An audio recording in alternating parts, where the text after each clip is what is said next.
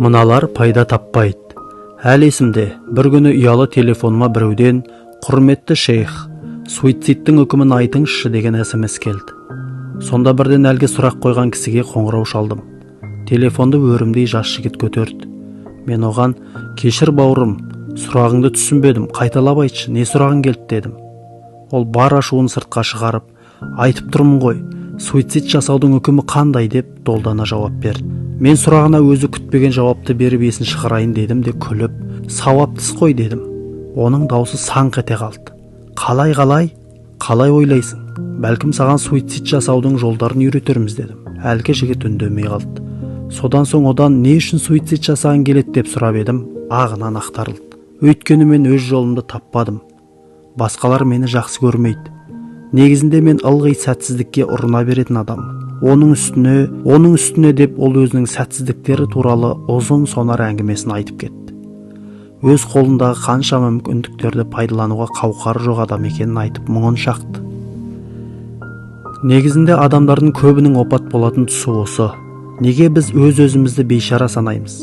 Неліктен шыңға шыққандарға қарап олар сияқты шыңға шыға алмаймыз деп үмітсіздікке түсеміз? Немесе олар сияқты шыңға шығуға талпыныс жасай алмаймыз деп ойлаймыз? Кім шыңға шығудан қорықса, терең шұңқырларда мәңгі өмір сүреді. Білесің ба? Бұл кітаптан немесе осындай тақырыптарды қозғайтын кітаптардан кім пайда ала алмайды? Өзінің қателіктерінен жеңілген, әрі қолындағы мүмкіндігімен шектеліп, бұл менің кішкентайдан бері бойымда бар жаратылысым, ол менің табиғатыма сіңіп, мінезіме айналып кеткен. Енді мен бұл жолымды өзгерте алмаймын. Айналамдағылар менің осындай екеніме үйреніп қалды. Ал Халид сияқты оқымысты болу, Ахмет сияқты жарқырап бәрімен жақсы қарым-қатынас жасап жүру, болмаса адамдардың бәрі жақсы көретін Зият сияқты болу, ол мүмкін емес деп айтатын бейшара жан пайда ала алмайды. Бір күні жиында қаусап қалған бір қарт кісінің қасында отырдым. Сол жерге жиналғандардың барлығы қарапайым, қабілеттері де қарапайым адамдар еді. Әлгі қарт кісі айналасындағыларды әңгімеге тартып, назарын өзіне аударғысы келіп отырды. Сол жерде отырғандармен салыстырғанда, әлгі кісінің ауыз толтырып айтарлықтай ерекше ештеңесі жоқ. Тек жасы үлкен болғасын ғана сый құрметке ие болып отырғаны анық.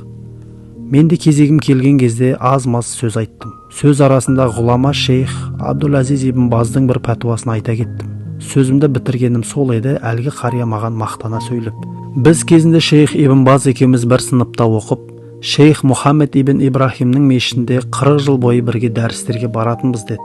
Мен оның жүзіне қарадым. Әлгі қария осыны айтқанда қуанып, жүзі бал-бұл жанып тұрды. Өйткені осындай жетістікке жеткен адаммен кезінде дос болғанына ерекше шаттанып тұрған анық. Содан соң ішімнен оған қарата былай дедім: неге сен де осылай бейшара болып қалғанша Ибн Баз сияқты жетістікке жетпедің? Егер сен жол білетін, жөн білетін адам болсаң, енді неге сол жолмен өзің жүрмедің? Неге Ибн Баз өмірден өткен кезде бүкіл мешіттер, мектептер ол үшін көз жасын төгеді? Адамдар оны жоғалттық деп қайғырады. Күндердің бір күні сен де өмірден өтесің. Бәлкім сен үшін ешкім жыламайтын шығар. Бәлкім әдептілік үшін, немесе аза тұту дәстүр болған үшін ғана қайғырар. Күндердің күнінде біз де пәленшені танитынмын, пәленше сыныптасым болған, пәленшемен бірге жүргенбіз деп айтып отырармыз. Бірақ бұл мақтанатын нәрсе емес. Нағыз мақтаныш сол адам сияқты шыңға шыққан кезіңде, жетістікке жеткен кезде ғана болады. Ендеше батыр бол. Қазірден бастап өзің пайдалы деп сенетін нәрсені жүзеге асыруға шешім жаса. Жетістікке талпынатын адам бол. Түйілген қабағыңды күлімдеген келбетке ауыстыр. Томсырайған жүзіңді жарқылдаған жүзге ауыстыр.